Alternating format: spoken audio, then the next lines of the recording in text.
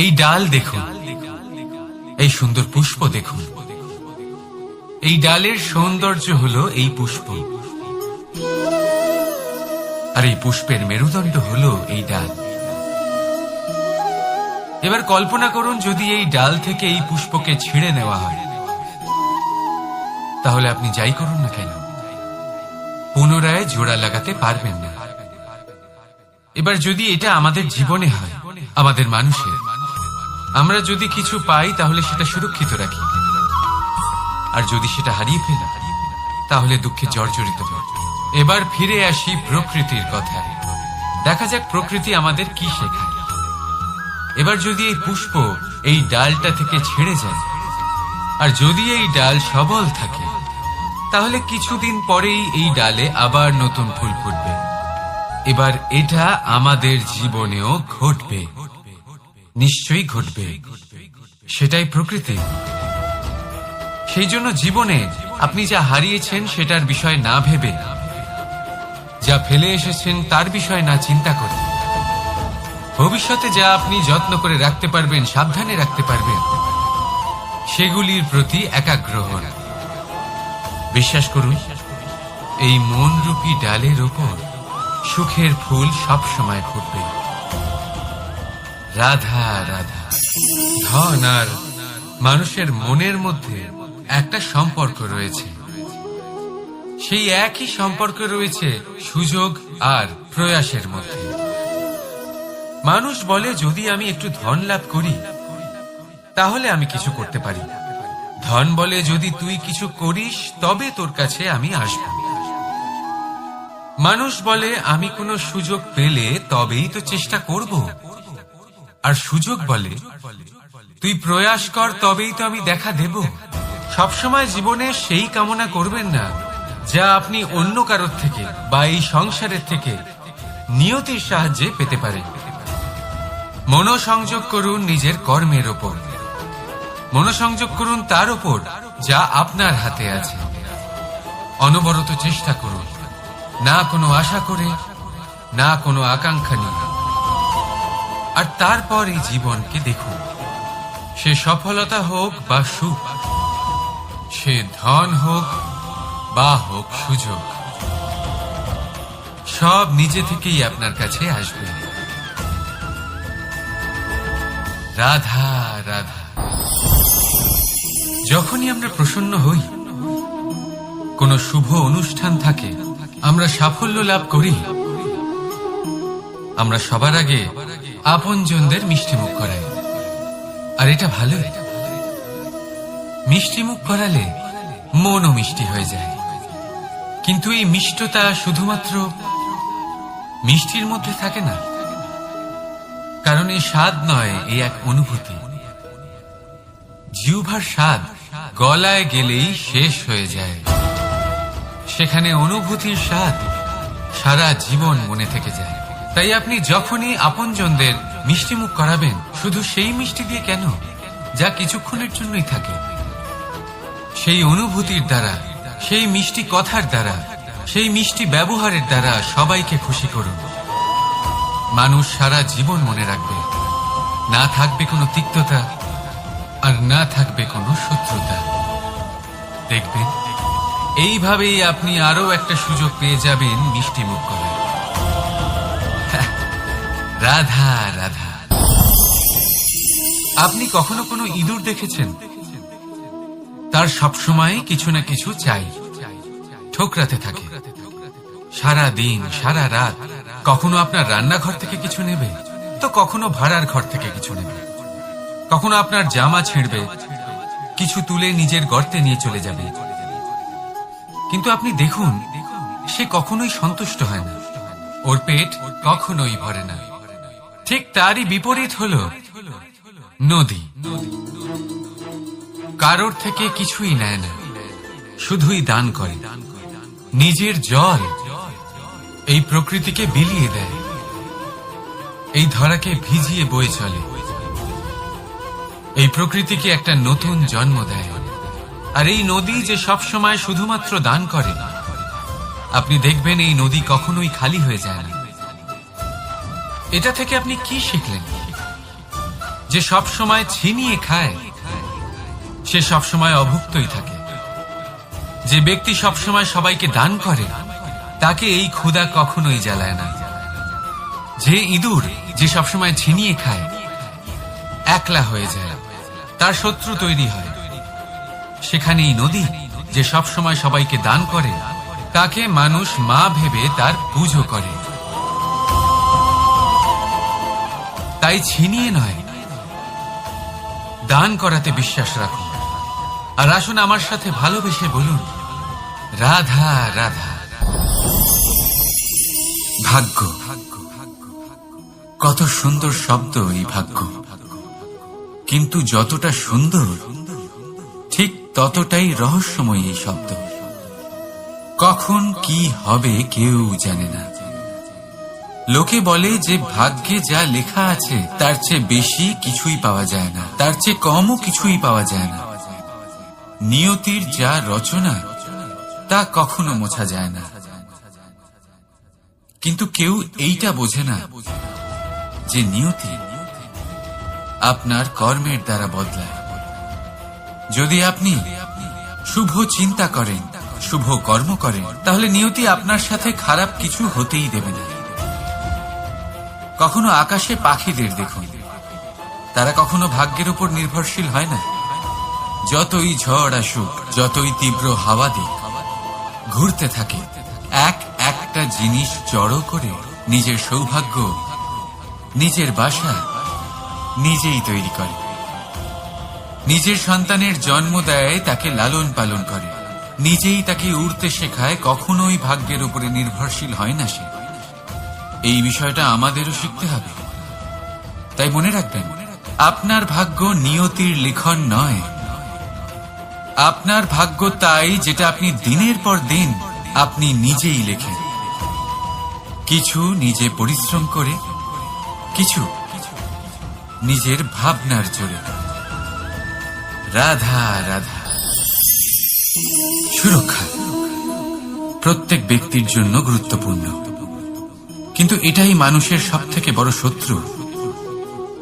কিভাবে? ভেবে দেখুন, একজন মানুষ যখন একটা সুরক্ষিত পরিবেশে থাকে তখন তার মধ্যে আলস্য চলে আসে।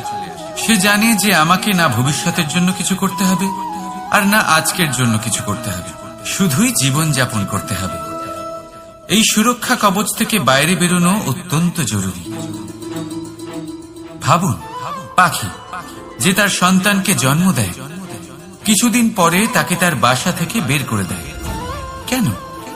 যদি এরকম না করে তাহলে সেই সন্তান জীবন কাটাতেই শিখবে না।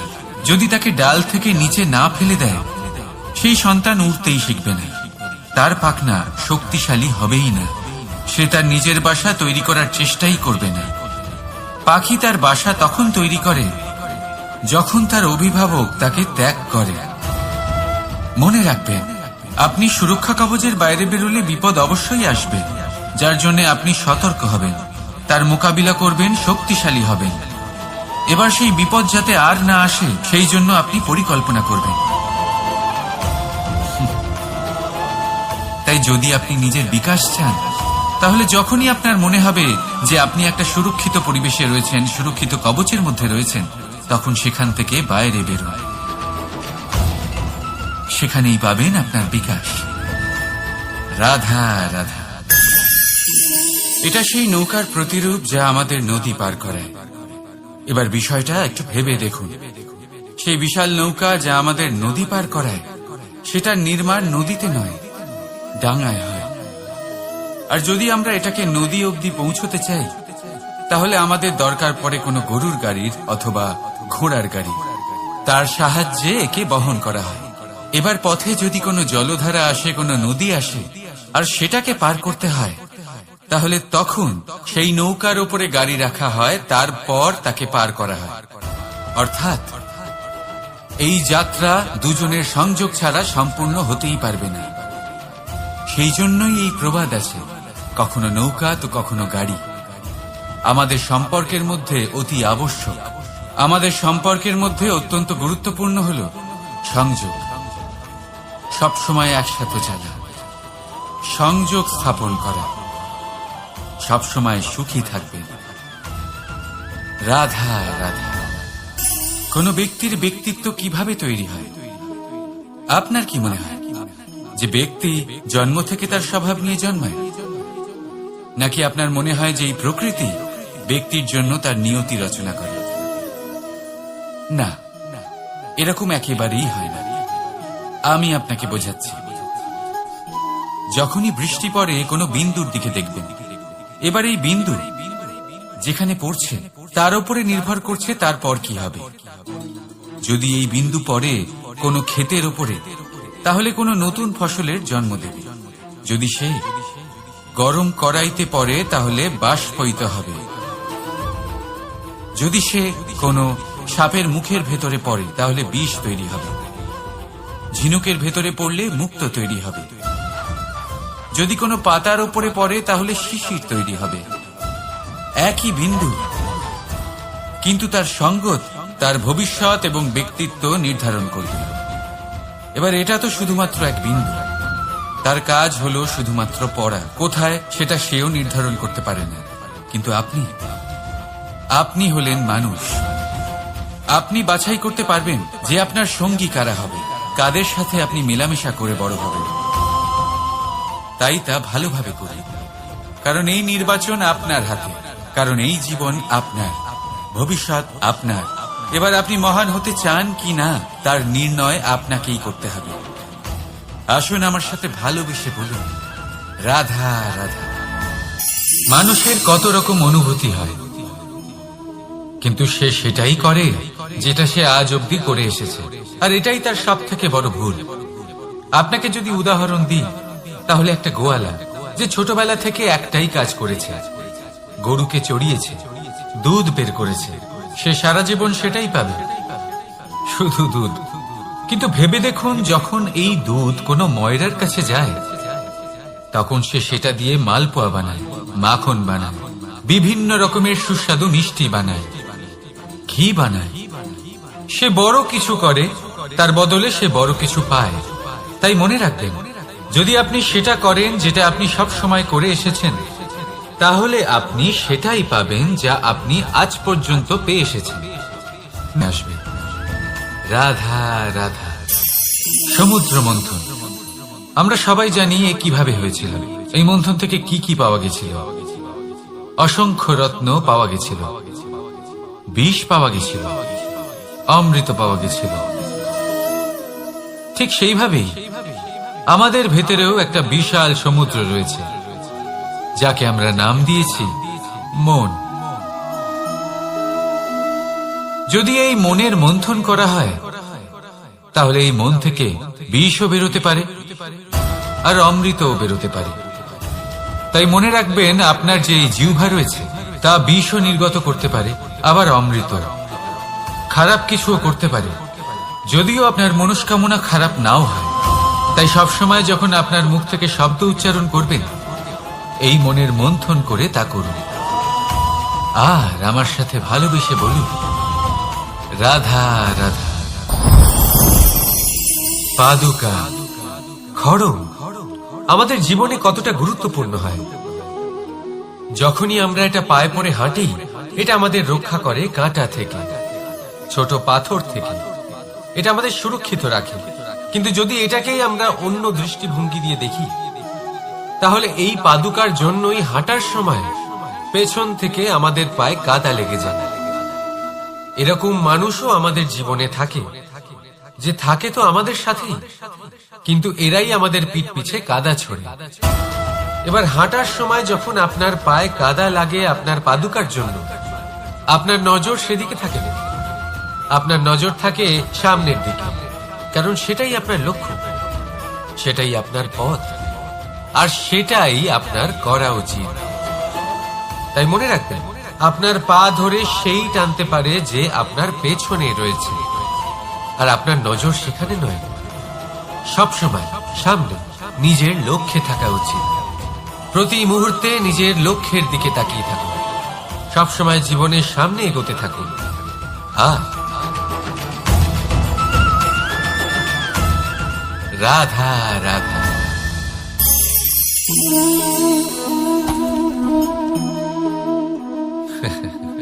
আপনি কি কখনো কোনো গাছের গায়ে পাথর ছুঁড়ে মেরেছেন?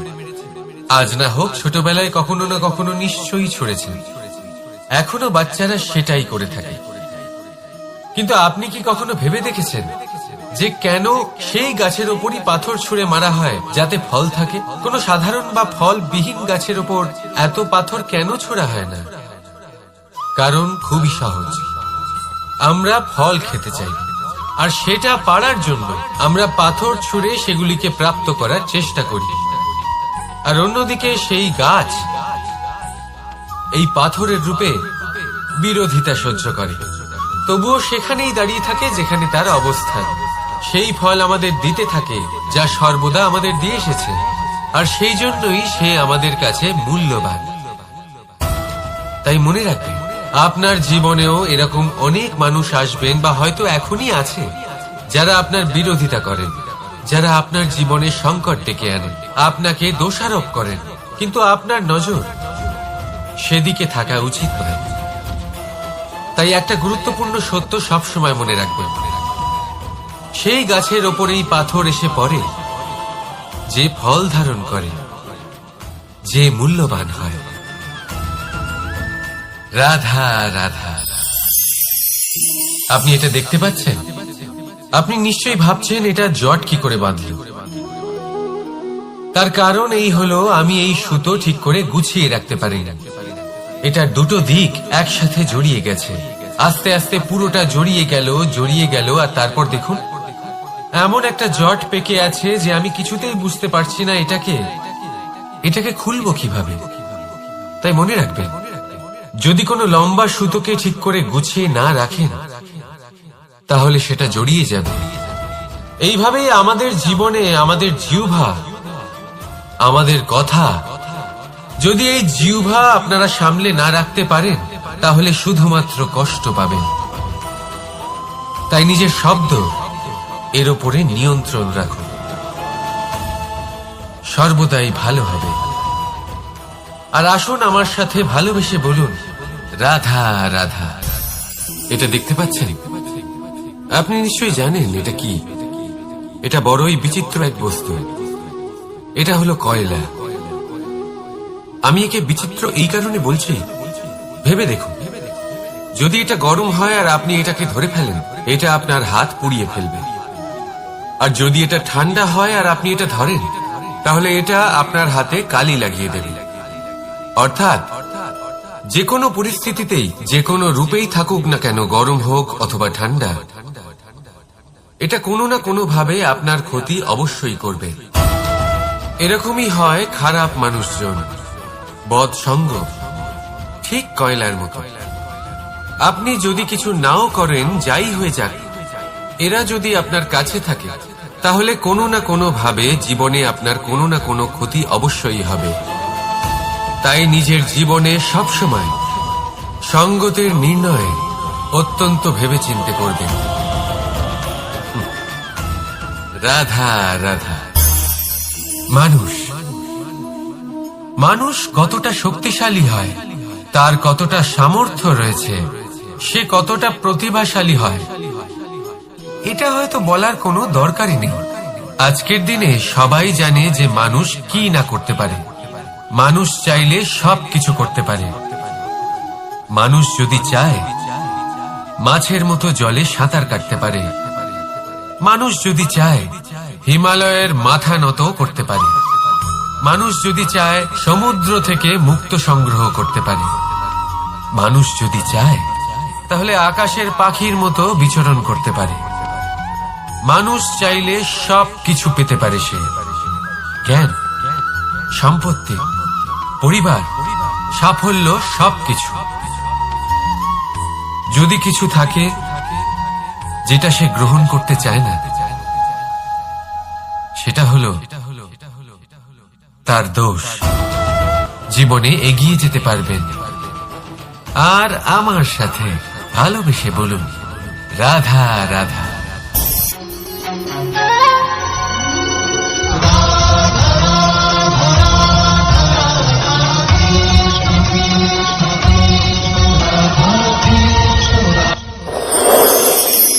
মানুষ মানুষের জীবনে তিনটি গুণ অত্যন্ত প্রয়োজনীয়: শ্রদ্ধা, বিনম্রতা, যোগ্যতা। যদি জ্ঞান লাভ করতে চান তাহলে শ্রদ্ধার প্রয়োজন, যদি মান লাভ করতে চান তাহলে স্বভাবে বিনম্র হওয়া প্রয়োজন, আর যদি মনোবাঞ্ছিত স্থান লাভ করতে চান তাহলে যোগ্যতার প্রয়োজন। বিষয়টা সহজ। শ্রদ্ধা আপনাকে জ্ঞান দেবে, নম্রতা আপনাকে মান, আর যোগ্যতা উচিত স্থান দেবে। কিন্তু যদি আপনি এই তিনটি গুণ সম্মিলিত করেন তাহলে এমন কিছু লাভ করবেন যা এই সব কিছুর থেকে অনেক ঊর্ধ্বে। সম্মান। আর এ হলো সেই সম্মান যা প্রত্যেক মানুষের নিজের জীবনে লাভ করতে চেষ্টা করা উচিত, কারণ এই হলো সেই সম্মান যার কারণে আপনি চলে যাওয়ার পরেও এই সংসার আপনাকে ভালোবাসবে আর মনে রাখবে। আসুন আমার সাথে ভালোবেসে বলুন, রাধা রাধা। জীবনে গতি অত্যন্ত গুরুত্বপূর্ণ, মতিও হলো গুরুত্বপূর্ণ, এবং তার থেকেও বেশি গুরুত্বপূর্ণ হলো সঙ্গতি। একটা জলের ফোঁটা, তার মধ্যে গতি থাকে, প্রকৃতির মধ্যে তা লাভ করার ইচ্ছে নিহিত থাকে, কিন্তু এই যে সঙ্গতি তা নির্ধারিত করে যে এই জলের ফোঁটা ঝিনুকের মুখে পড়ে মুক্ততে পরিণত হবে নাকি বিষাক্ত সাপের মুখে পড়ে বিষে পরিণত হবে।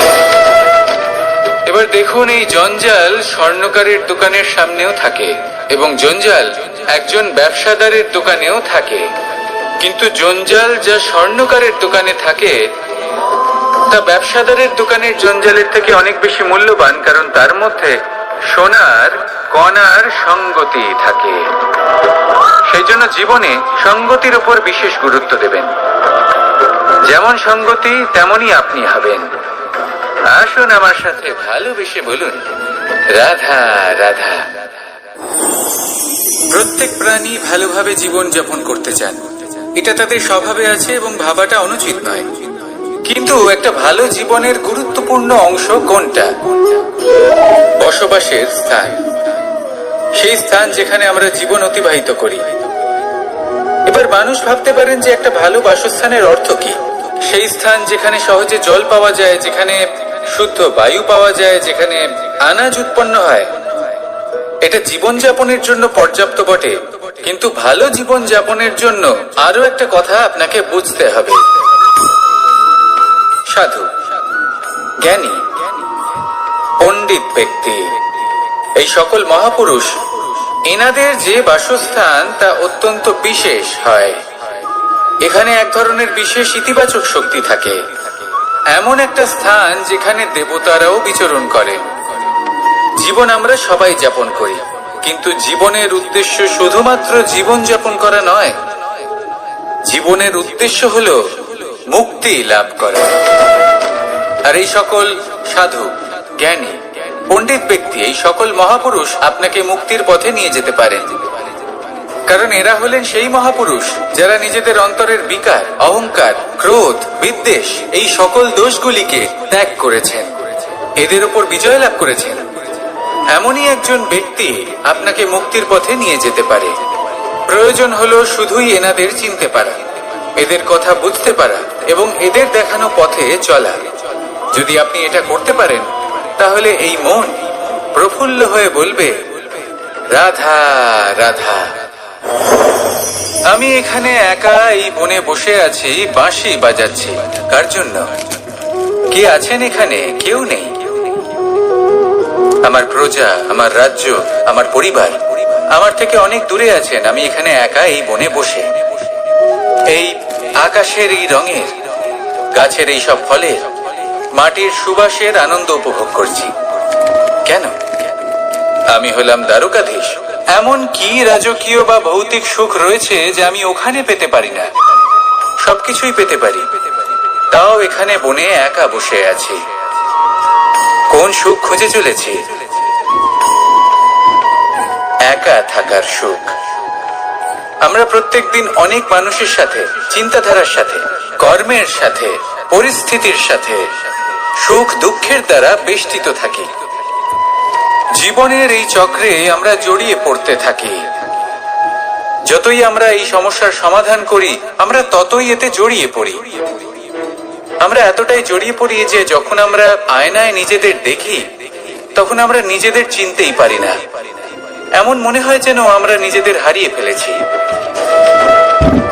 সেই জন্য প্রত্যেক দিন আপনি কিছু সময় নিজের সাথে কাটান একান্তে। এটা অত্যন্ত আবশ্যক।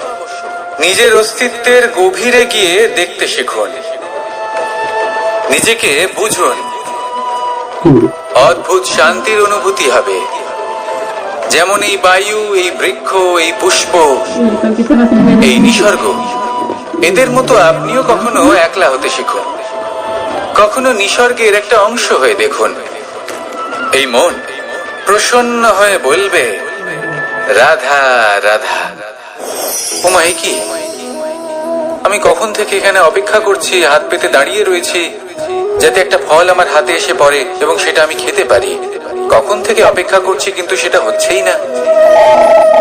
এবার আপনি বলবেন যে এসব কি বলছি, এ কি অদ্ভুত কথা বলছি। যদি ফল খেতে হয় তাহলে আমাকে বৃক্ষে চড়তে হবে, ফলের কাছে পৌঁছতে হবে, তবেই তো ফল পাবো। এবারে এটা অত্যন্ত সহজ ব্যাপার, কিন্তু এই বিষয়টা আপনি নিজের জীবনের প্রসঙ্গে ভেবে দেখুন।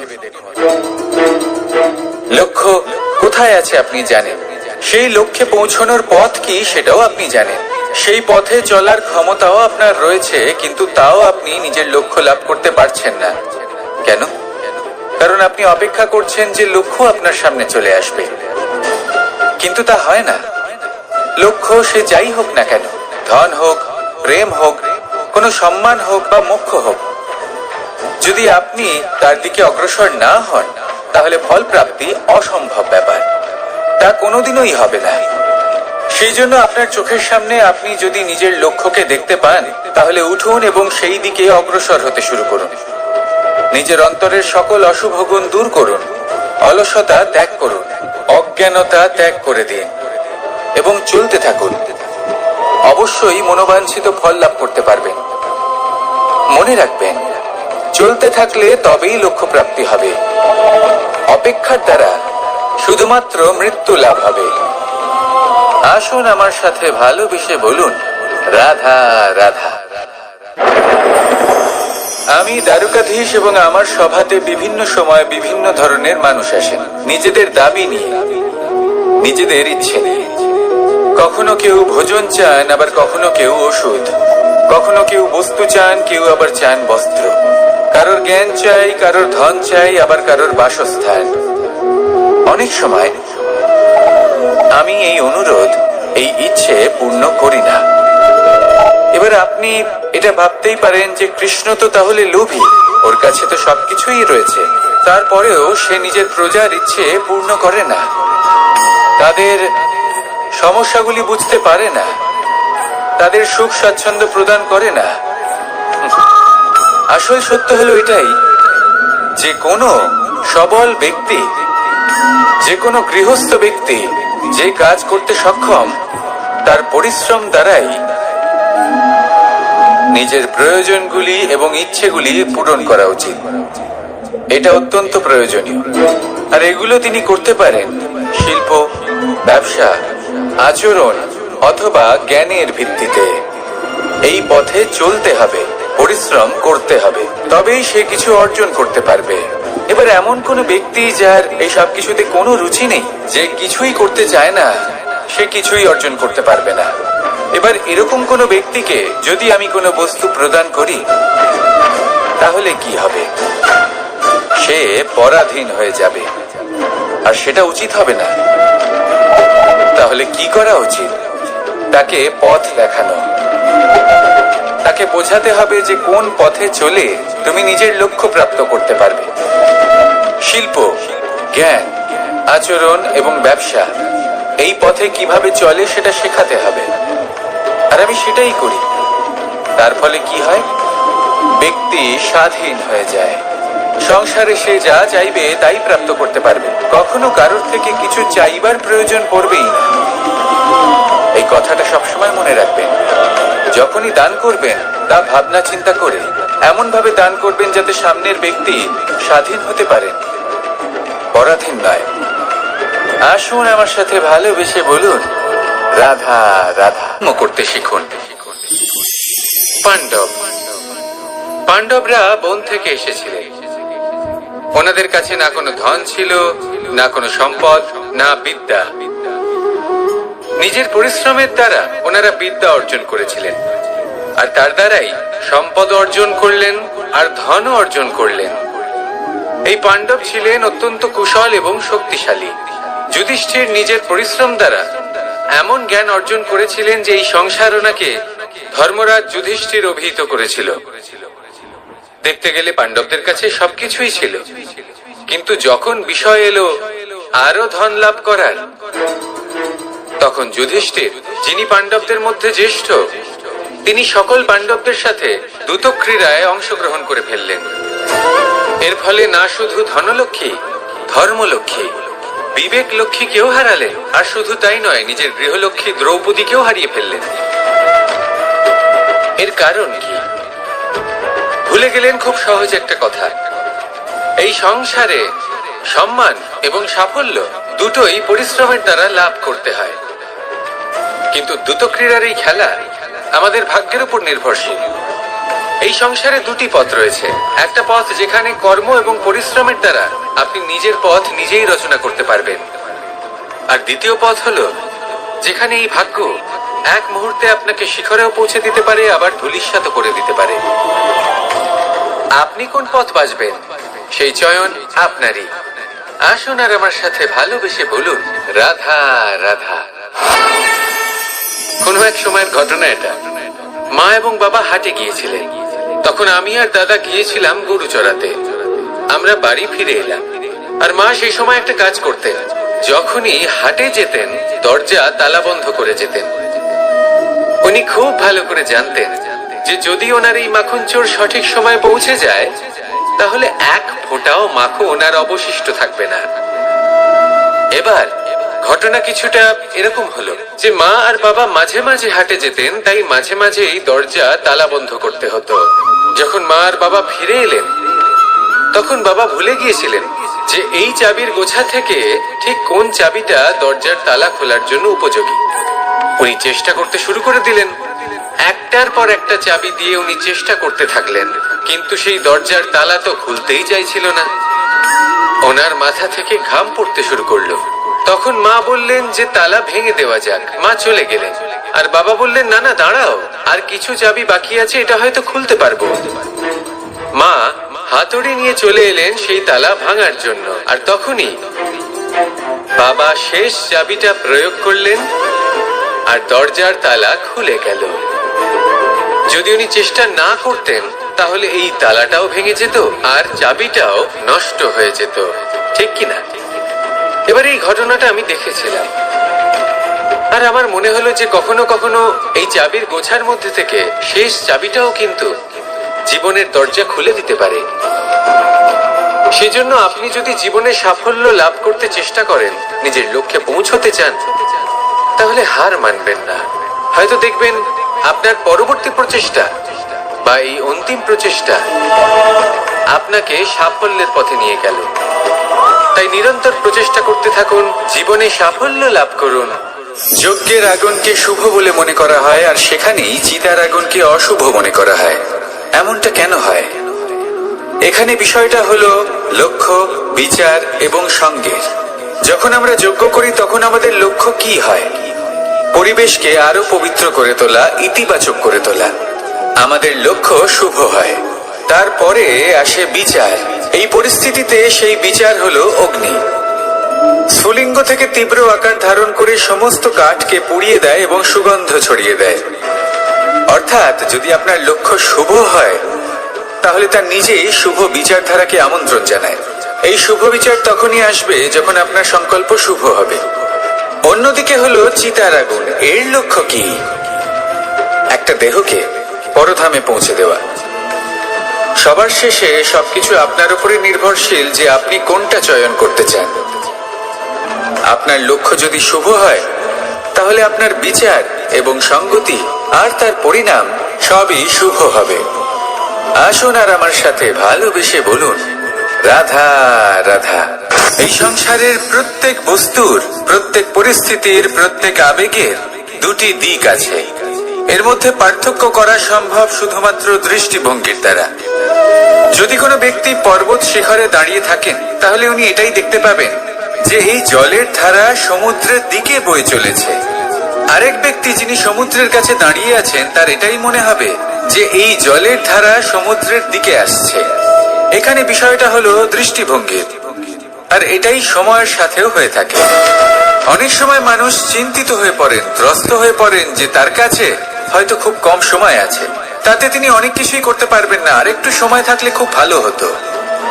তিনি এইভাবেও ভাবতে পারেন যে অল্প হলেও সময় বাকি তো রয়েছে, অর্থাৎ যা অবশিষ্ট আছে তাকে সংরক্ষণও করা সম্ভব, তাতে জীবন যাপনও করা সম্ভব। আর এটা নির্ভর করছে আপনার উপর। তাই দৃষ্টিভঙ্গি ইতিবাচক রাখুন। জীবনে দুই ধরনের আবেগ রয়েছে যার কোনো মূল্য নেই। আমার কথার অর্থ এটা নয় যে এদের কোনো গুরুত্ব নেই, গুরুত্ব যথেষ্টই রয়েছে, শুধু এদের জন্য আপনাকে কোনো মূল্য দিতে হয় না। প্রথম আবেগ হলো আনন্দ, প্রসন্নতা। এটা আপনি যে কোনো জায়গায় খুঁজে পেতে পারেন যদি আপনি খুঁজে পেতে চান। আপনি কোনো পুষ্পের সৌন্দর্য দেখে প্রসন্ন হতে পারেন। বায়ুর কারণে যখন একটি বৃক্ষ শিহরিত হয়, সেটা দেখে আপনি প্রসন্ন হতে পারেন। একটা ছোট্ট শিশুর কলরব শুনেও আপনি প্রসন্ন হতে পারেন। একটা ক্রন্দনরত বালককে হাসিয়ে আপনি প্রসন্ন হতে পারেন। সবকিছু আপনার উপর নির্ভরশীল।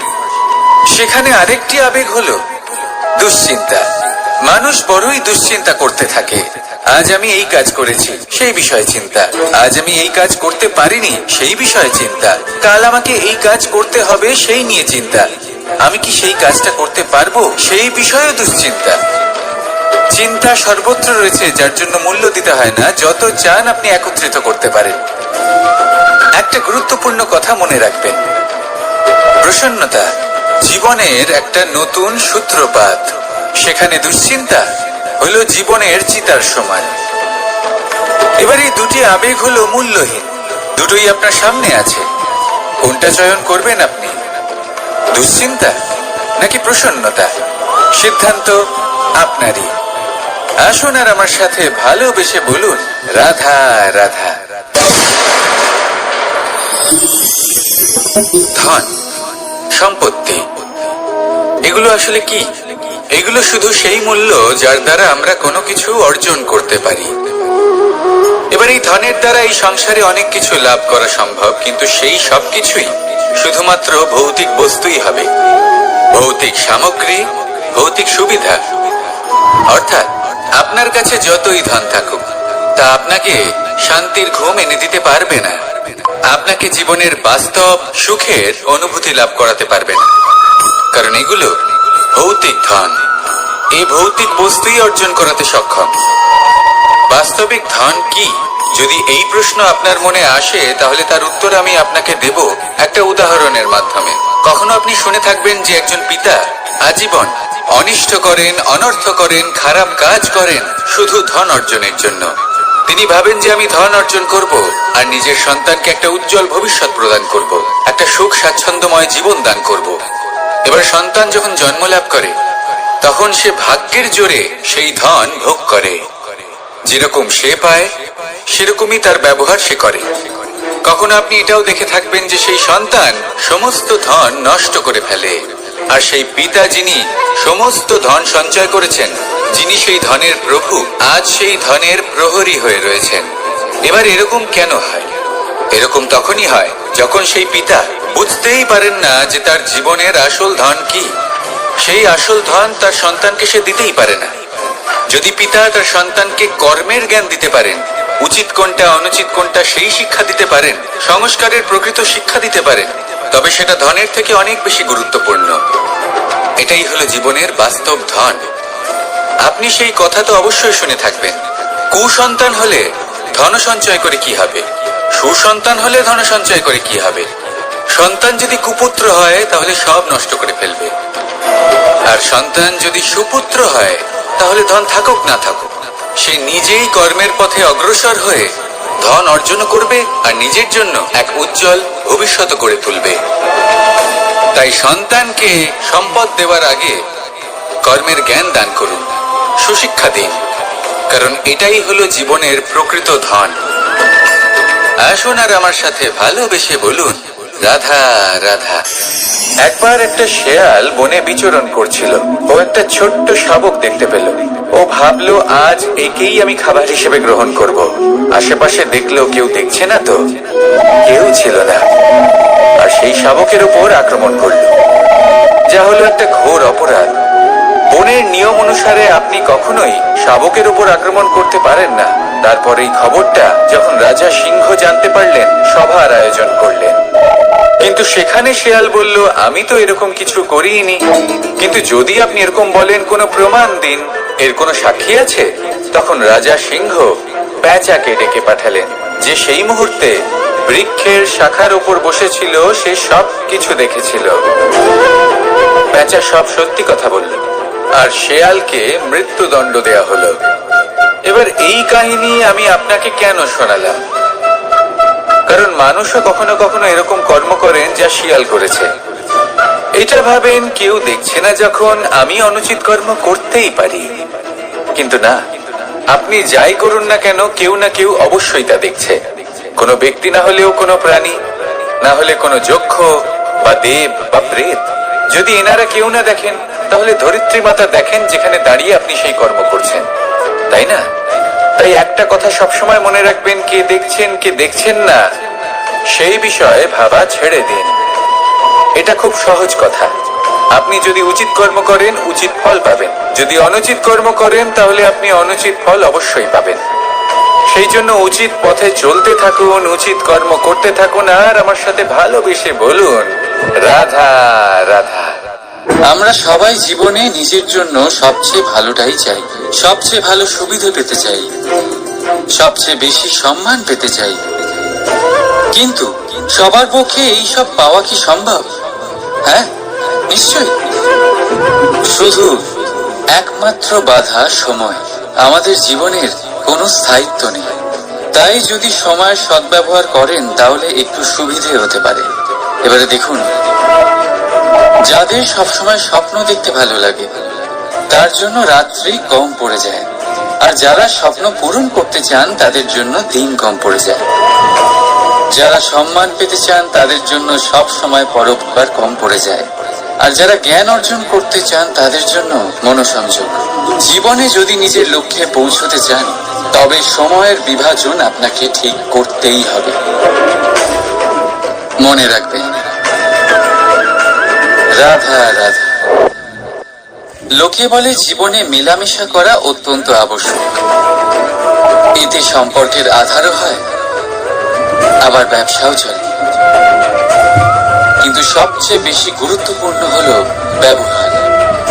তাই এই বিষয়ে ভাবুন, আপনার জীবনে কে আপনার সাথে মেলামেশা করবে তা নিশ্চিত করে সময়। আপনি আপনার জীবনে কার সাথে মেলামেশা করবেন তা নিশ্চিত করবে আপনার হৃদয়। আপনি যাদের সাথে মিশছেন, তাদের হৃদয়ে আপনি কতক্ষণ থাকবেন তা নিশ্চিত করবে আপনার ব্যবহার। নিজের ব্যবহার ভালো রাখুন, সব ভালোই হবে। রাধা রাধা।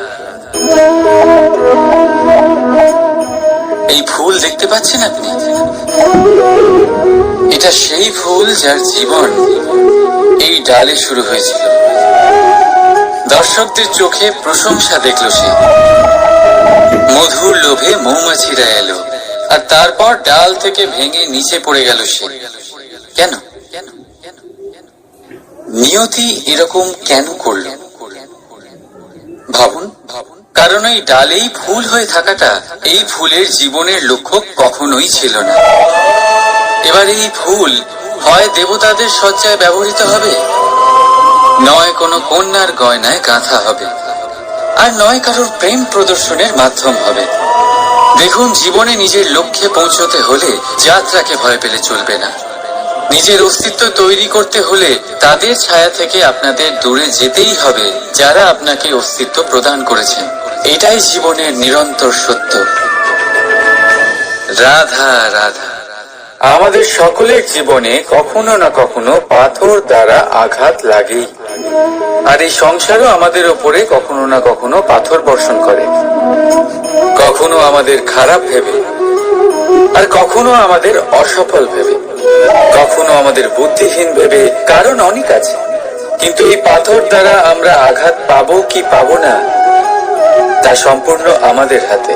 হয় আপনি এই পাথরের আঘাত পেয়ে চোখের জলে ডুবে থাকতে পারেন, আর নয়তো যদি আপনি চান তাহলে এই পাথর দিয়ে সেতু বানিয়ে সকল সমস্যার সাগর অতিক্রম করতে পারেন। সিদ্ধান্ত আপনার। এই পাথর এ হলো প্রতীক আমাদের নিন্দার, আমাদের আলোচনার। যে এই আলোচনা নাকারাত্মক ভাবে দেখবে সে শুধুমাত্র কষ্টই পাবে, আর যে এই আলোচনাকে নিজের বিকাশের আধার বানাবে সেই সাফল্যের চূড়ায় পৌঁছবে। তাই মনে রাখবেন, আলোচনা আপনার শত্রু নয়, আপনার সবচেয়ে বড় মিত্র। রাধা রাধা।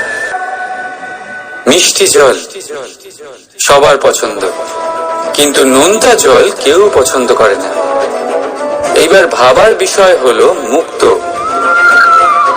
যা সমুদ্রের গহ্বরেই তৈরি হয়। নোনতা জলের মধ্যে থেকেই প্রতি মুহূর্তে অন্য প্রাণীদের থেকে বেঁচে নিজের অস্তিত্বকে বাজি রেখে ঝিনুক মুক্ত প্রদান করে থাকে। কখনো ভেবেছেন কেন? কারণ সংকটের সম্মুখীন না হয়ে, চরম পরিস্থিতির সাথে না জড়িয়ে আপনার কখনোই সুখ প্রাপ্তি হবে না। তাই নির্ভীক হয়ে সংকটের সম্মুখীন হন, আর আমার সাথে ভালোবেসে বলুন রাধা রাধা। আমরা সকলেই সময়ের গুরুত্ব বুঝি। সময় আমাদের তৈরি করে, আর সময়ই আমাদের নষ্ট করে দেয়। কখনো ভালো সময় আসে, আর কখনো ভীষণ খারাপ সময় আসে। তবে আশ্চর্যের বিষয় এটাই যে সব জেনেও আমরা সময় নষ্ট করি। মনে রাখবেন, সময় শুধু বয়ে যায়, কখনো ফিরে আসে না। তাই ভালো সময় আসার অপেক্ষায় সময় নষ্ট করবেন না।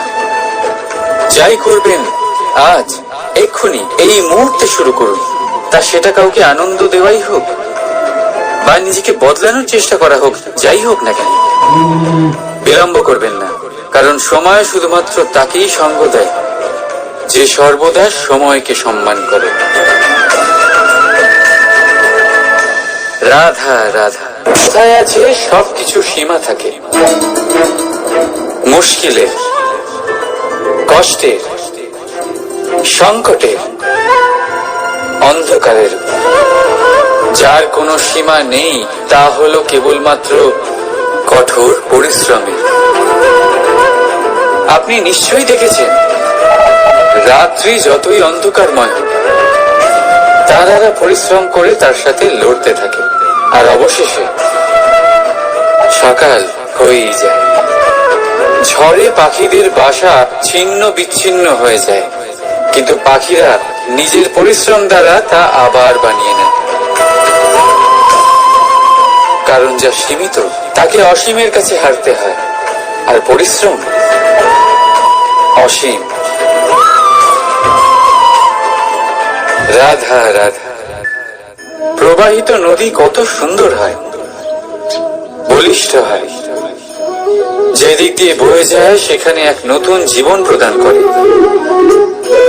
ধরণীকে উর্বর করে, আকাল দূরে রাখে।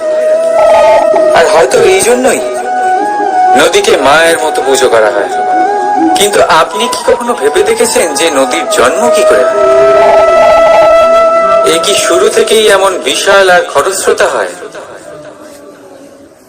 না, বৃষ্টির ছোট ছোট ফোঁটা একসাথে সম্মিলিত হয়ে এক সূক্ষ্ম ধারা তৈরি করে, আর সেই ধারাগুলি পর্বতের বরফ কেটে তাদেরকে গলিয়ে জলপ্রপাত হয়ে ঝরে পড়ে পাথরের সাথে ধাক্কা খেয়ে তারপরেই সে নদী হয়ে ওঠে। ঠিক সেইভাবেই এত সহজে কেউ মহান হয়ে ওঠে না। ছোট ছোট চেষ্টা মিলে এক বিশাল ব্যক্তিত্ব তৈরি করে। তাই জীবনে সর্বদাই চেষ্টা করতে থাকুন। অস্তিত্ব নিজে থেকেই প্রকাশ পাবে। রাধা রাধা। কখনো কখনো আমরা নিজের মা বাবার ওপর কতটা রেগে যাই, মনে করি ওনাদের মন আমাদের দিকেই নেই। আমরা ভাবি ওনাদের কাছে আমাদের কোনো অস্তিত্বই নেই, আর তাই আমরা রেগে যাই। কিন্তু আপনি কি কখনো এমন অনুভব করেছেন যে আমাদের চোখ দিয়ে আমরা আমাদের নাক কখনো দেখতেই পাই না, কারণ তা চোখের ভীষণই কাছে থাকে, দুই চোখের মাঝখানে। কিন্তু যখন কেউ মুখে আঘাত করে, হাত সর্বপ্রথম নাককেই সুরক্ষিত করার চেষ্টা করে। মাতা পিতাও অনেকটা এরকমই হয়। আপনার ভালোর জন্য, আপনার সুরক্ষার জন্য তারা সবসময় তৈরি। তাই তাদের প্রেমকে কখনো সন্দেহ করবেন না। আবশ্যক নয় তাদের প্রেম আপনি সবসময় স্পষ্টভাবে দেখতে পাবেন, কারণ এই এক এমন প্রেম যা সর্বদাই আপনার সাথে ঢাল হয়ে আপনার রক্ষা করতে থাকবে। রাধা রাধা। বাবুল গাছ কত বিশালাকার হয়, পিপুল গাছও বিশালাকার হয়। কিন্তু আপনি কি কখনো ভেবে দেখেছেন যে কেন বাবুল গাছ কেটে তা ব্যবহার করা হয়, আর কেনই বা পিপুল গাছকে পুজো করা হয়? এই জন্যই, কারণ পিপুল গাছ তার নিচে বসে থাকা পথিককে ছায়া প্রদান করে, নিজের ডালে অসংখ্য পাখিদের আশ্রয় দিয়ে থাকে, কাউকে কাঁটা ফুটিয়ে দূরে সরায় না, বরং তাকে শীতল ছায়া দিয়ে তার ক্লান্তি দূর করে।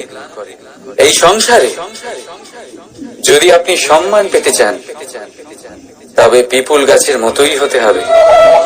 কিছু দিতে শিখুন, আনন্দ, সুখ, শীতলতা দান করতে শিখুন, আর কাঁটার মতন কাউকে কখনো কষ্ট দেবেন না। সম্মান স্বয়ং হেঁটে আপনার কাছে আসবে। আর মন প্রসন্ন হয়ে বলবে রাধা রাধা। শক্তি অর্জন করা এতটা কঠিন নয় যতটা শক্তি লাভ করার পরে সেই শক্তি সামলানো কঠিন হয়। কারণ যেই মানুষ শক্তি লাভ করে তার মনে গর্ববোধ জন্মায়, জন্মায় অহংকার, জন্মায় জেদ। তাই শক্তি প্রাপ্ত করার সাথে বিনম্র থাকাও অত্যন্ত আবশ্যক। আর এটা আমাদের শেখা উচিত বৃক্ষের থেকে। বৃক্ষ যা আমাদের ফল দেয়, বৃক্ষ যা যত ফল দেয় ততটাই ঝুঁকে যায়। আমরা পাথর মারি ওই বৃক্ষের থেকে ফল প্রাপ্ত করার জন্য। সেই পাথরের মার সহ্য করেও বৃক্ষ আমাদের ফল দেয়। কোনো গর্ববোধ নেই, কোনো অহংকার বোধ নেই, আর সেই জন্য এই বৃক্ষের পুজো করা হয়। এটাই হলো মাহাত্ম্য শক্তির সাথে বিনম্রতা। যদি এই শক্তি সৃজন করে থাকে, সাহায্য করে থাকে, সম্বল হয়ে থাকে, তবেই সেই শক্তি উপযুক্ত। আর নয়তো সেই শক্তি একদিন আপনাকে আসক্ত অবশ্যই করবে। তাহলে শক্তি অবশ্যই অর্জন করুন, কিন্তু তার সাথে সেই শক্তি সামলানোর মতো বিবেকও আপনাকে অবশ্যই জাগ্রত করতে হবে। তাহলে আসুন আমার সাথে ভালোবেসে বলুন রাধা রাধা।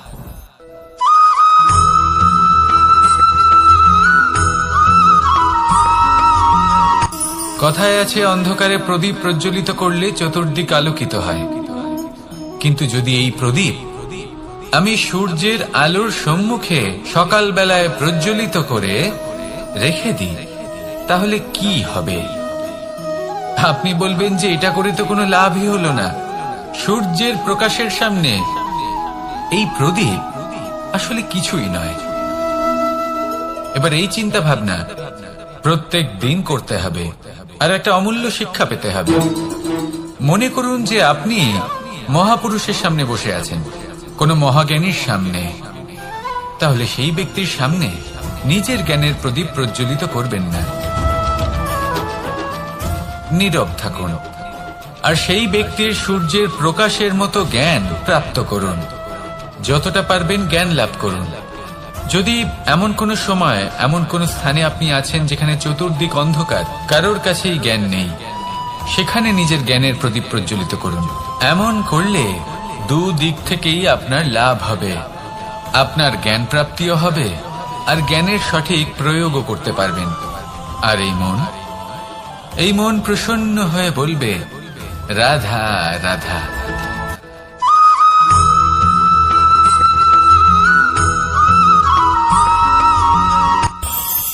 এই সংসারে আমরা প্রকাশ কোথা থেকে পাই? এর উত্তর বড়ই সরল।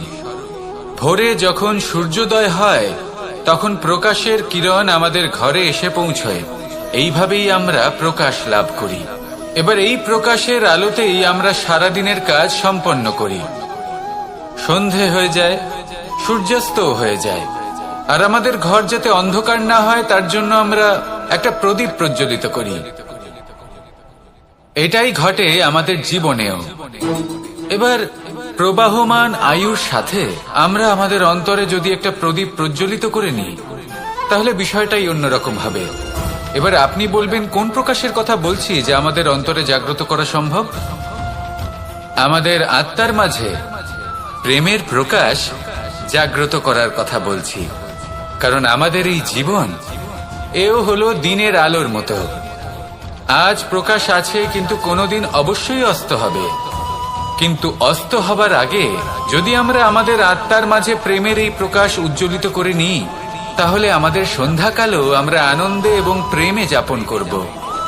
তাহলে আসুন আর আমার সাথে ভালোবেসে বলুন, রাধা রাধা।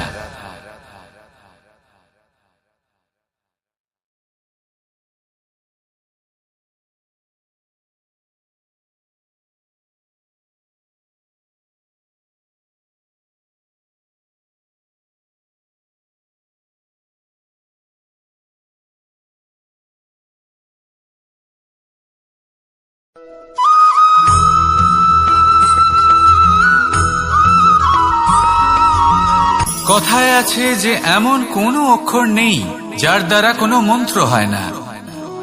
এমন কোনো বনস্পতি নেই যা নিজেই একটা ঔষধি নয়। পৃথিবীর এমন কোনো ব্যক্তি নেই যার মধ্যে কোনো যোগ্যতা থাকে না। শুধু প্রয়োজন হলো যে ব্যক্তিকে আমরা খুঁজে চলেছি তাকে সঠিকভাবে চিনে নেওয়া। যদি তার যোগ্যতা, তার বিশেষত্ব আমরা বুঝতেই না পারি তাহলে আর লাভ কি রইল? এই সংসারে এমন অনেক ব্যক্তি রয়েছেন যারা ছোট ছোট অসফলতার কারণে আপনাকে এটা বলে দেবে যে আপনি কোনো কাজের নন, আপনি হলেন মূর্খ, আপনি কিছুই করতে পারবেন না। এইসব কথায় কখনোই বিশ্বাস করবেন না। কারণ আপনি এবং প্রত্যেকটি জীব এই পরমাত্মা এবং এই প্রকৃতির সৃষ্টি, যা অত্যন্ত বিশেষ। যদি আপনাকে উদাহরণ দিই তাহলে একদিকে আছে তরোয়াল, একটা বড় লম্বা তরোয়াল যার দ্বারা যুদ্ধ করা যায়, জয়লাভ করা যায়।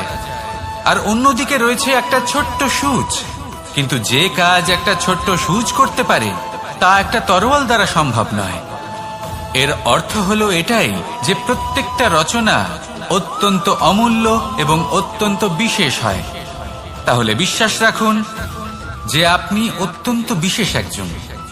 আর প্রেমের সাথে বলুন, রাধা রাধা।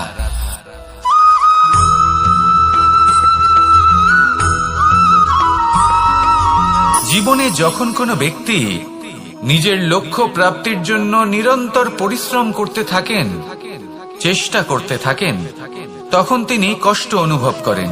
কখনো শারীরিক কষ্ট, কখনো মানসিক কষ্ট। এবার উনি এটা ভাবতে থাকেন যে আমি কি উচিত করছি নাকি অনুচিত করছি। কারণ অন্যদিকে এমন একজন ব্যক্তিও আছেন যিনি একদমই পরিশ্রম, চেষ্টা করছেন না। তিনি মদিরা পান করেন, বিলাসিতায় জীবন কাটান, অলস প্রকৃতির হয়ে ওঠেন, নিদ্রাতে বিলীন হয়ে থাকেন আর ভাবেন যে তিনি সুখ লাভ করছেন। কিন্তু এরকম কেন হয়? কারণ যখন আমরা সৎ পথে থাকি, উচিত পথে চলি, লক্ষ্য প্রাপ্ত করার জন্য চেষ্টা করতে থাকি, তখন আমাদের ভেতরে থাকা নেতিবাচক শক্তি এবং পাপ এই দেহকে ত্যাগ করে দেয়। আর এই অনুভূতিটাই আমাদের দুঃখের অনুভূতি দেয়, কষ্ট দেয়। এবার সেখানে যদি আমরা কুপথে চলি, অনুচিত পথে চলতে থাকি, তাহলে আমাদের ভেতরে থাকা পুণ্য এবং ধনাত্মক শক্তি আমাদের দেহ ত্যাগ করে দেয়। আর এই অনুভূতির কারণেই আমরা সুখ অনুভব করি। কিন্তু কখনো ভাববেন যে এই সুখ বেশি সময় পর্যন্ত থাকে না। সেই জন্য সবসময় মনে রাখবেন, যদি আপনি জানেন যে এটাই আপনার লক্ষ্য, এটাই উচিত পথ, শুভ পথ, তাতে নিরন্তরভাবে এগিয়ে যেতে চেষ্টা করতে থাকুন। এই কষ্ট আপনাকে সুখের পরাকাষ্ঠায় কখন পৌঁছে দেবে তা আপনি জানতেই পারবেন না। আসুন আমার সাথে ভালোবেসে বলুন, রাধা রাধা।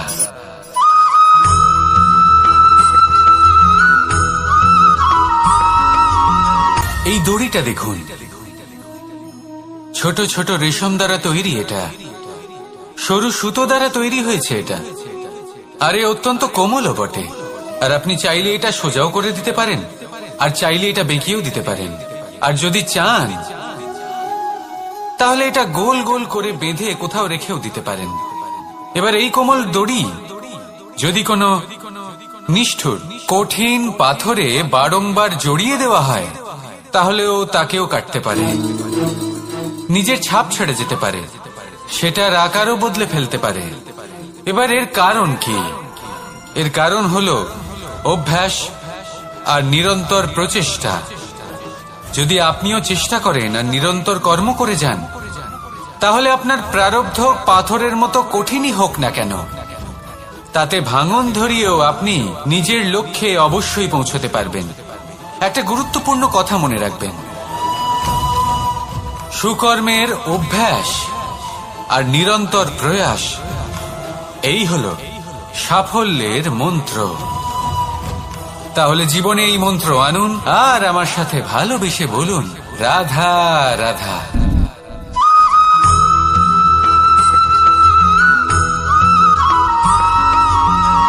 এই সংসারে কোনো বস্তু হোক বা ব্যক্তি হোক, তার একার গুরুত্ব কিন্তু খুব বেশি নয়। একটা উদাহরণ হিসেবে বৃষ্টির ফোঁটাকে ভেবে দেখুন। যদি একটি বৃষ্টির ফোঁটা হয় তাহলে তার খুব বেশি গুরুত্ব থাকে না, কিন্তু যখন সহস্র বৃষ্টির ফোঁটা মেঘের মধ্যে দিয়ে ঝরে পড়ে, তখন সেটা বর্ষার রূপ ধারণ করে। সেই বর্ষা যা এই প্রকৃতিকে শান্ত করে। সেইভাবেই পাথরের ছোট টুকরো, তার খুব বেশি গুরুত্ব থাকে না, কিন্তু যখন অসংখ্য পাথরের টুকরো একত্রিত হয় তখন তা পর্বতের আকার ধারণ করে। সেইভাবেই কিছু মানুষ যখন একত্রিত হন তখন তৈরি হয় পরিবার, কিছু পরিবার যখন একত্রিত হয় তখন তৈরি হয় সমাজ, যখন অনেক সংখ্যক সমাজ একত্রিত হয় তখন তৈরি হয় রাজ্য। এবার এই রাজ্যের সব থেকে গুরুত্বপূর্ণ ব্যক্তি হতে পারেন রাজা, কিন্তু তাও সেই রাজা একা কিছু করতে পারেন না। যুদ্ধ লড়ার সময় তারও নিজের সৈন্যদলকে প্রয়োজন পড়ে। কিন্তু এই সংসারে এমন একজন ব্যক্তি আছেন যিনি একাই সব কাজ করতে থাকেন, এবং সেই ব্যক্তি হলেন মা। আমাদের জীবনে একজন পিতার ভূমিকা কিন্তু নিঃসন্দেহে অমূল্য, কিন্তু আমাদের সকলের জীবনে যে ভূমিকা একজন মায়ের তা অন্য কারোর থাকে না। একজন মা একাই সন্তানকে বড় করতে পারেন, সংস্কারী করে তুলতে পারেন, তার জন্য পরিশ্রম করেন। আর এত কিছু কাজ করার পরেও তার কাজের জন্য তিনি প্রশংসা অবশ্য পান না। উল্টে যদি সেই সন্তান অনুচিত পথে চালিত হয়, অনুচিত কর্ম করে, তখন সেই মাকেই অপবাদের পাত্র হয়ে উঠতে হয়। আমাদের জীবনে মায়ের যোগদান কতটা সেটা বুঝুন। আপনাকে বড় করে তোলার জন্য উনি কতটা পরিশ্রম করেছেন সেটা বুঝুন। আজ থেকে, এখন থেকে, এই মুহূর্ত থেকে মাকে সম্মান করতে শিখুন। যখন সময় পাবেন, যখন সুযোগ হবে, তখন তার প্রশংসা করুন, ওনারও ভালো লাগবে। আর মায়ের এই মমতার জন্য, তার এই ভূমিকার জন্য আসুন সবাই মিলে আমরা তাকে প্রণাম করি, আর সকলে মিলে ভালোবেসে বলি, রাধা রাধা।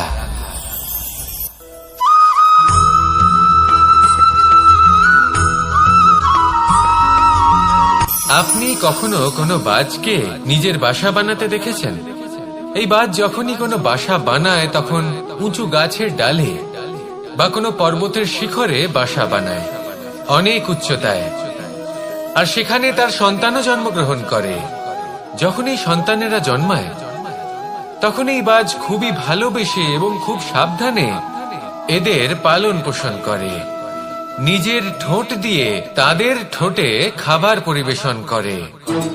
কিন্তু যেই সেই সন্তানেরা হৃষ্টপুষ্ট হয়ে যায় এবং সেই কথা বাজ নিজে বুঝতে পেরে যায়, সেই বাজ নিজেই সেই বাসা ছিন্ন ভিন্ন করে দেয়।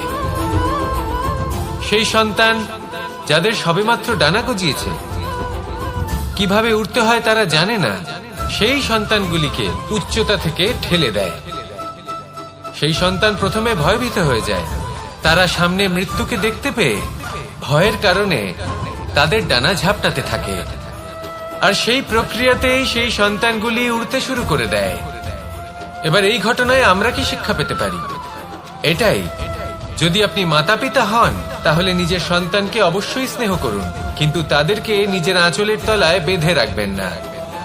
যদি আপনি চান আপনার সন্তান জীবনে উন্নতি করুক, তাহলে নিজের মুঠো থেকে তাদের স্বতন্ত্র করে দিন, এই সংসারে সংঘর্ষ করতে দিন। সেই সন্তান নিজেই বুঝতে পারবে যে জন্মের সময় পাওয়া ডানা কি করে ব্যবহার করতে হয়, আর আপনার চোখের সামনে আপনার সন্তান এই আকাশে উড়তে থাকবে। তাহলে আসুন আমার সাথে ভালোবেসে বলুন, রাধা রাধা।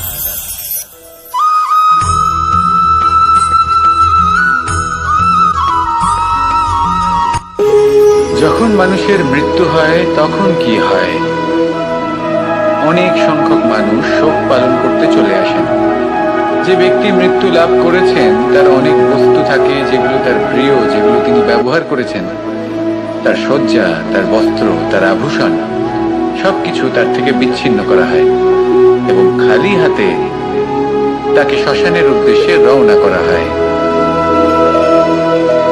আমি আপনাকে এই প্রশ্ন করতে চাই, আপনি এই সংসারে কি অর্জন করেছেন? ধন সম্পত্তি, বস্ত্র, আভূষণ, এই সবকিছু যে আপনি অর্জন করেছেন, আপনার মৃত্যুর পরে তা আপনার থেকে দূর হয়ে যাবে।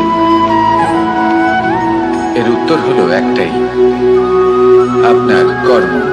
শুধু সেটাই আছে যা একান্ত আপনার, আর শুধু সেটাই এই সংসার থেকে চলে যাওয়ার পরেও সংসারেই জীবিত থাকবে। যদি আপনি দুষ্কর্ম করেন তাহলে এই সংসার আপনাকে একটি অনুচিত উদাহরণ হিসেবে মনে রাখবে যে এই ব্যক্তি খুব পাপী ছিল, অনুচিত কর্ম করতেন। যে পথে তিনি চলেছেন সেই পথে কারোর চলা উচিত নয়। সেখানেই যদি আপনি সৎকর্ম করেন তাহলে সংসার চিরকাল এটাই বলবে যে খুব ভালো মানুষ ছিলেন, সবাইকে ভালোবাসতেন, সবাইকে সাহায্য করতেন, আমার খুব প্রিয় মানুষ ছিলেন। এটাই হলো শ্রেষ্ঠ কর্ম। সেই জন্য জীবনে শুধুমাত্র ধন সম্পত্তি, আভূষণ এই সব অর্জন করতে গিয়ে নিজের মনোনিবেশ করবেন না। শ্রেষ্ঠ কর্ম করুন। সংসার থেকে চলে যাওয়ার পরেও এই কর্মই এই সংসারে আপনাকে জীবিত রাখবে। আসুন আমার সাথে ভালোবেসে বলুন, রাধা রাধা।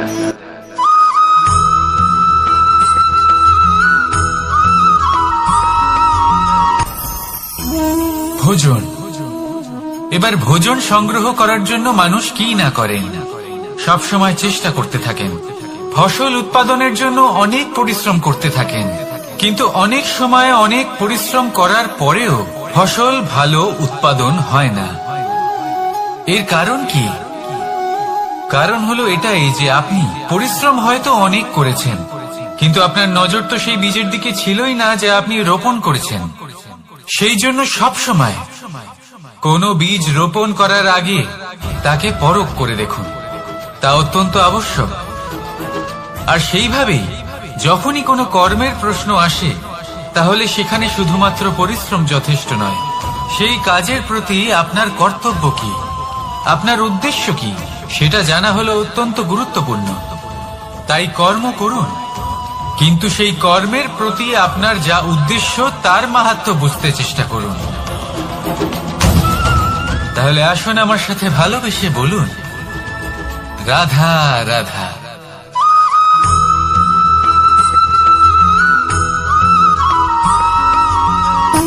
সুখ, দুঃখ এবং শক্তি, এই তিন হলো এই সংসারের ত্রিদেবের মতো।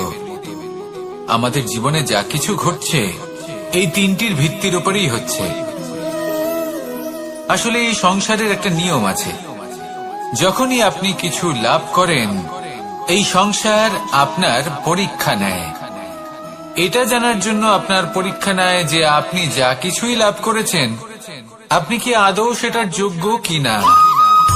ঠিক সেইভাবেই এই সুখ, দুঃখ এবং শক্তি আপনার পরীক্ষা নিয়ে থাকে।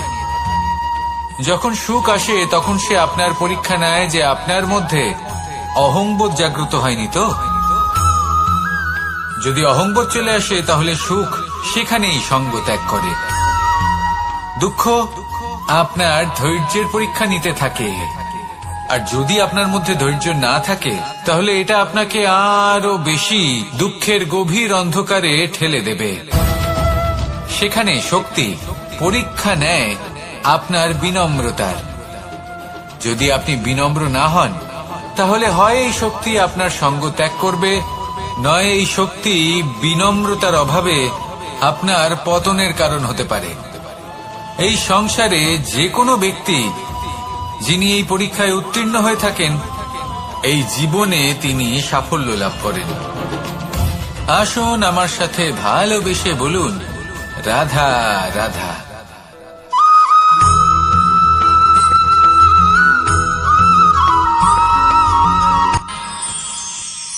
আমরা সবাই সূর্যকে সম্মান কেন করি?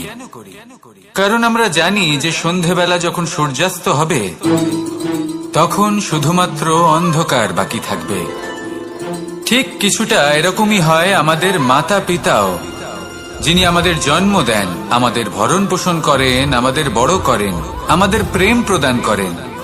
কখনো কখনো তাদের মুখ থেকে কটু কথা নিঃসৃত হয়, আমাদের দুঃখ হয়, কিন্তু তখন আমাদের এটা বোঝা উচিত এগুলি নিঃসৃত হচ্ছে আমাদেরই মঙ্গলের জন্য। যেমন সূর্যদেব, উনিও উত্তাপ দিয়ে থাকেন আমাদেরই মঙ্গলের জন্য, যাতে ফসল পাকতে পারে, যাতে জল বাষ্প হয়ে মেঘ হতে পারে, বৃষ্টি হতে পারে, আর এই সংসারে নিরন্তর জলের প্রবাহ থাকে। আমাদের মাতা পিতা, তাদের কঠোর আচরণ, তাদের কঠোর অনুশাসনের পেছনে লুকিয়ে থাকে ওনাদের ভালোবাসা। আমাদের তা বুঝতে হবে, সসম্মানে ওনাদের গ্রহণ করতে হবে। কারণ ঠিক সূর্যাস্তের পরে যেমন চতুর্দিক অন্ধকারচ্ছন্ন হয়ে যায়, তেমনি আমাদের জীবন থেকে যখন আমাদের মাতা পিতা চলে যায় তখন আমাদের জীবনেও শুধু এবং শুধুমাত্র অন্ধকারই ছেয়ে থাকে। সেই জন্য নিজের মাতা পিতাকে সম্মান করুন, ওনাদের ভালোবাসা প্রদান করুন। এই মন আর এই জীবন প্রসন্ন হয়ে বলবে, রাধা রাধা।